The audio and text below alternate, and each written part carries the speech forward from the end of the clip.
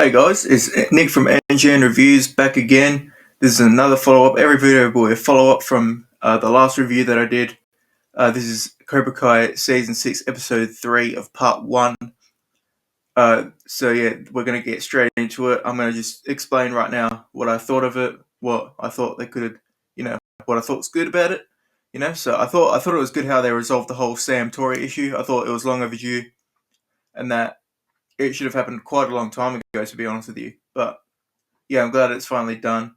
And yeah, it's a very good thing. And then with the Malgi secret, it's like I'm a little bit confused by it, but like obviously when I first saw it, when I first saw it, I was confused. But then when I watched like the fifth episode, I clocked and I understood what what some of the stuff meant. But yeah, and then we also find out a little bit more about in this episode. But I'll get straight into explaining and reviewing and breaking down what happened in episode 3 of Cobra Kai Season 6. Here we go. So, this episode starts at the Larissa residence for the gender reveal party. Yeah. Johnny and Daniel get a delivery at the front door, and it's very, very funny scene because they think it's a bomb from Greece. They really think Greece would do something like that. And, but essentially, I'm not exactly sure what it was, but it was some sort of contraption that made the color of the baby, like, that sounds wrong, made the color of the gender of the baby in the box, and they made it like I'm not exactly sure what it was, but it's some sort of contraption that was like either have pink, I guess, smoke in it or blue smoke. The package went off at the wrong time. Pink smoke came out. It's a girl. But it was funny about that scene was that Daniel just walked in and he just had pink smoke all over him, and he just said, "I'm too old for this shit." So good. We see Sensei Kim shoots for the first time. Now this is very, very interesting, and I will make a breakdown episode video later on about it, about her students and about who I think is the strongest. Obviously, Quan is very, very good, but is he as good as Robbie or Miguel? I'll also be talking about that later on in another video. Is he as good as them? I'm not sure. But we see, one of them. We see a few of them, and we see, Kreese seeing Quan for the first time, and he decides he's going to teach him some discipline and get him in line in order for the Sakai Takai.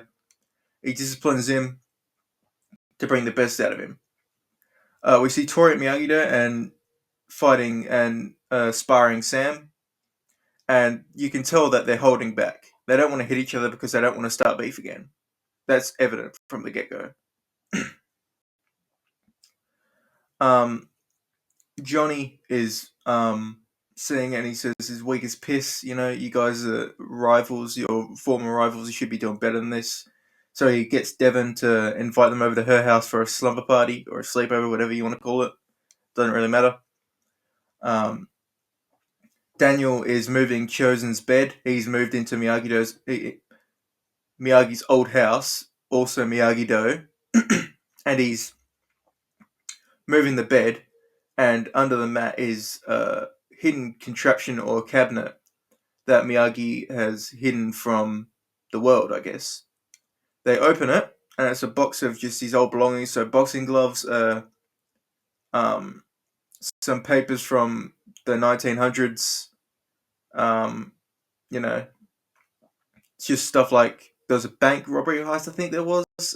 Someone got beaten badly. I think Miyagi held it in his cabinet for a while, and later on we find out that there's a Sake Take captain's armband or headband in his cabinet, so which is indicating that he fought in the Sake Take many, many years ago, and there's blood on it, which concerns me a hell of a lot, considering that all of our heroes in the story are going to be fighting in the Sake Take.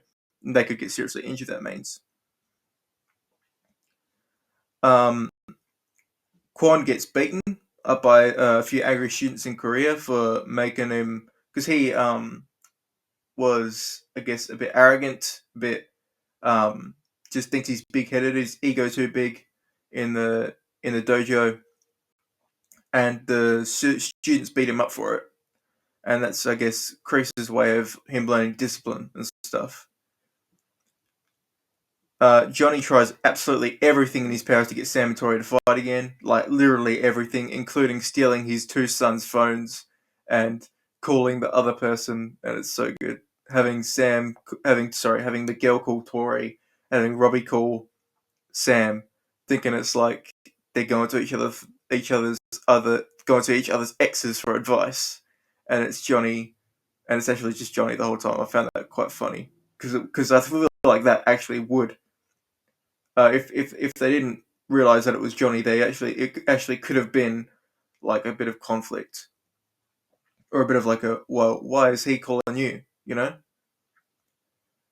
They both leave, and Daniel, Chosen, and Amanda find a gym that Miyagi invested in. They chase down some guy who thought they were cops, and obviously, from an outsider's perspective, when you see someone do that with their badge, with like a little booklet, you assume it's a badge. So I can see how the guy thought it was they were cops, but they take this guy down and they interrogate him back at the gym. And he says his grandfather knew Miyagi and that he told him about the bank heist and everything. And there's some sides to Miyagi that we don't know. And we will never know unless we get a spin-off series about Miyagi specifically. We see Quan take down the leader of Sensei Kim's dojo due to Kreese's instruction, and every student is finally in line and ready for the Psycho Taiko. Sam and Tori air out their problems with each other finally, and they come to an understanding, and finally forgiving each other, and they actually hug for the first time, which is... I thought it was a good scene. I thought it was very, very needed, especially if they're going to compete in the Psycho Taiko together and not against this time around. But obviously foreshadowing later on, you know. I'll explain it later if you don't know, but you should know by now. They forgive each other and they get their mojo back, and they can now fight each other with nothing held back and nothing holding them back or anything like that. We see Chosen leave for Okinawa to see Kumiko because he misses his home and he wants to see Kumiko. You know, thanks to, I guess, a bit of inspirational speaking from Daniel. He wants to go back to Okinawa. And finally, we find out where the Psycho Taiko will be held, which is in Barcelona, Spain. That is the end of the episode.